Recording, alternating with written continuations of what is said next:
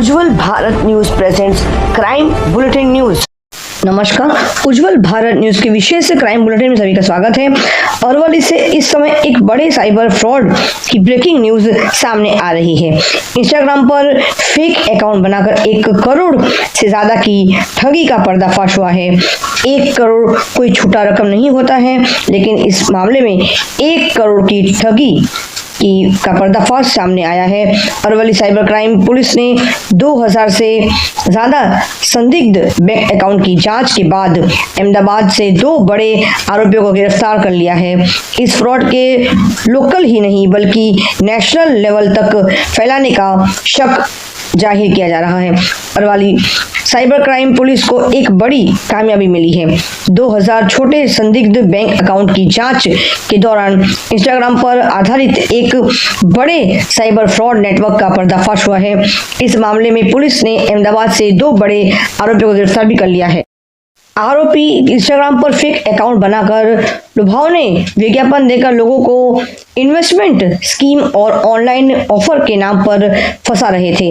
हैरान करने वाली बात यह है कि फ्रॉड के पैसे ट्रांसफर करने के लिए चाय बेचने वालों और मजदूर वर्ग के लोगों के बैंक अकाउंट का इस्तेमाल किया जा रहा था। अहमदाबाद रेड जब्त किए गए सामान की डिटेल्स अगर बता दें तो अहमदाबाद में कई रेड के दौरान पुलिस ने 24 लाख रुपए कैश, नगद, 21 अलग अलग बैंकों के पासबुक, 31 मोबाइल फोन जब्त किए हैं। इस तरह अब तक कुल 26 लाख और 95 हजार रुपए का सामान जब्त किया गया है।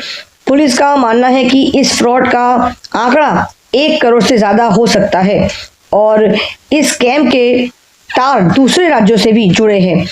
आइए सुनते हैं कि इस विशेष विषय के बारे में Aravalli district police superintendent Manohar Singh Jadeja जी पूरे मामले में विशेष तौर पर ये कहा है कि इस मामले में और भी आरोपियों के शामिल होने की पूरी संभावना है और साइबर क्राइम पुलिस की जांच का दायरा नेशनल लेवल तक बढ़ा दिया गया है। पुलिस ने लोगों से ये भी अपील की है कि ये लालची ऑनलाइन एड से सावधान रहे और कोई भी संदिग्ध अकाउंट या लिंक मिलने पर तुरंत पुलिस को बताए। अरवली साइबर क्राइम पुलिस की यह कार्रवाई साइबर अपराधियों के लिए एक बड़ा संदेश है कि वह अब ऑनलाइन धोखाधड़ी से बचना आसान नहीं है। विशेष ब्यूरो रिपोर्ट अरवली से हिमांशु भाई व्यास जी के साथ मुख्य संपादक सीमा भट्टाचार्य। आइए अब सुनते हैं इस विशेष विषय के बारे में अरवली के डिस्ट्रिक्ट सुपरिटेंडेंट पुलिस यानी एसपी मनोहर सिंह जाडेजा जी इस विशेष विषय के बारे में क्या कहते हैं। देखते रहिए उज्जवल भारत न्यूज, देश की प्रखर आवाज, विशेष क्राइम बुलेटिन। चैनल को लाइक करें, शेयर करें, सब्सक्राइब जरूर करें। नमस्कार, धन्यवाद। Aravalli cyber cell cyber police સ્ટેશને મ્યુલ એકાઉન્ટની અમારી ઘણા સમય પહેલાં ઓપરેશન પણ ચાલુ હતું અને એની હજી તપાસો ઘણી બધી ચાલુ છે। એ સંદર્ભે એક ટ્રાન્ઝેક્શન જે ડાઉટફુલ હતું એ અમને 2000નું નાનું ટ્રાન્ઝેક્શન કર્ણાટકમાં થયેલું અને એમાંથી ભિલોડા ખાતે એક એકાઉન્ટમાં પૈસા આવેલા। એના આધારે ભિલોડાનો જે વ્યક્તિ છે એને પૂછપરછ કરતા એના તરફથી અમને વિગત મળી કે અમદાવાદમાં કોઈ જૈન કરીને છે એ વ્યક્તિ આ પૈસા મંગાવે છે। આ જે જૈન છે એ નામ ખોટું હતું, ડિટેલમાં તપાસ કરતા આવો કોઈ વ્યક્તિ કઠવાડા અમદાવાદમાં હાજર ન હતો।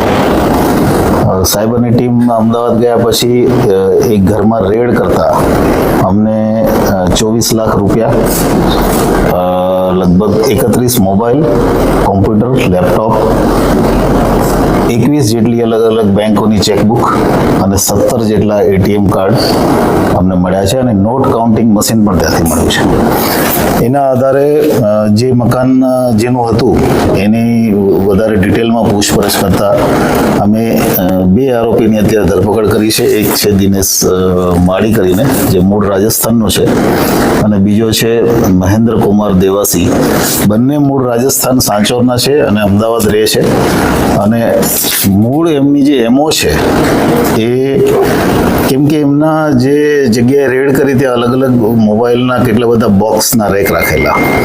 એની એમો હિન્દીમાં ઇન્સ્ટાગ્રામ પોસ્ટ બનાવી અને ઓલ ઇન્ડિયામાં લોકોને સસ્તા ભાવે મોબાઈલ આપી અને એ મોબાઈલથી એનાથી ટ્રાન્ઝેક્શન પૈસા મેળવી વિશ્વાસ કેળવવાનો, પછી પૈસા મેળવવાના અને પછી પોતાના મોબાઈલ બંધ કરી દેવાના.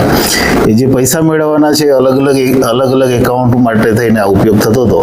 એટલે એક પ્રકારનો મોટો સાયબર ફ્રોડનો કેસ જે અમદાવાદમાં ચાલી રહ્યો હતો. 31 મોબાઈલ અલગ અલગ કામોમાં એણે ઉપયોગ કર્યા છે. એક પ્રકારનું કોલ સેન્ટર પણ ત્યાં ચાલુ હતું. આ બધી વિગતો સાથે અમે ગઈકાલે એમને કોર્ટમાં રજૂ કર્યા છે અને કોર્ટે અમને 7 દિવસના રિમાન્ડ આપ્યા છે. સાહેબ, કેટલા લોકોના ખાતામાં આવી રીતે આ લોકો પૈસા મંગાવતા હશે એવું કોઈ વિગતમાં સામે આવ્યું? અત્યાર સુધી અમને જે વિગત મળી છે 1,31,00,000નો આ ફ્રોડ છે.